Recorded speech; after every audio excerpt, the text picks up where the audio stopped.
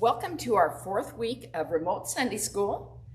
Grace and peace be with you, and you are also going to answer, and also with you. And we have a special guest today who's going to watch our Sunday school lesson. This is Dr. Boone. He was the first pastor here at Boone Memorial Presbyterian Church, and of course the church is named after him. So I'm just going to keep him here and he can watch the Sunday school lesson with you.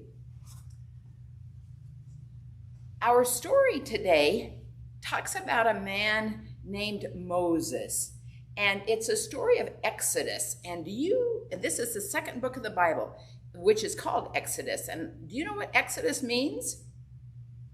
Exodus means to leave. But first, before we can get to that part of the story, we need to go back to see what happened to Moses when he was a baby. When he was a baby, all of God's people, the Israelites, were slaves in Egypt. And the Egyptian king was worried. He was really worried because there were being lots of babies born to the Israelites. And he said, there are going to be more slaves than there are of us. And he was afraid of that. So he commanded all of his soldiers to throw all the baby boys born to Israelites into the water and drown them. Well, one family decided they wanted to save their baby boy. And this family, baby boy was named Moses. So they sent the sister Miriam down to the river to hide him in a basket under some reeds. So Miriam took him down there and she hid behind the reeds too, so she could watch and protect him. And then all of a sudden, the Pharaoh's daughter came. And she looked and she said, look at that beautiful baby. I wonder whose baby that is. And Miriam came out real fast and she said, this is a nice baby. She said, I have someone who will take care of him. So the Pharaoh's daughter said, who will take care of him? And so she said she knew a lady. And the Pharaoh's daughter said, well, take the baby and have the lady take care of him. And then when he's grown up, I will adopt him. So Miriam did. She took him back to her own mom, and mom took care of him. Well, now in our story, Moses is grown up, and he's an important man in Egypt now. He's a very important man.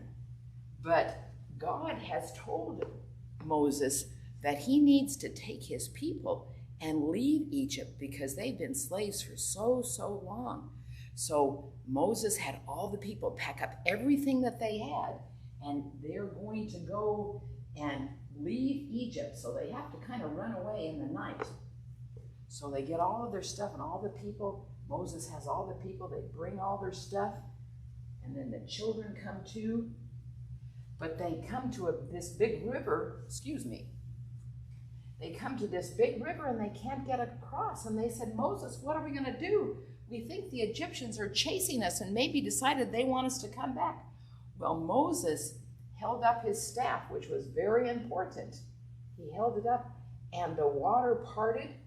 And if you can see that, all the Israelites are going to walk across the water and be free. So they did. They all walked across. And they're free on the other side. Well, all of a sudden, the Pharaoh's decided he doesn't want them to leave. So he sends soldiers in chariots, and he's going to chase them, and he wants to bring them back to Egypt. Well, here are all the soldiers coming. Their big horses and everything are coming to chase the Israelites. Well, of course, the water it doesn't show here, but the water is still parted, but they start across. Moses again held up his staff. The water closed back down and the Egyptians couldn't get across. So God's people are free and they're going to go to a new land. So the Egyptians could no longer keep them. So can we say a prayer? Dear God, thank you for taking care of Moses and Miriam and all of God's people. And thank you so much for taking care of us. Amen.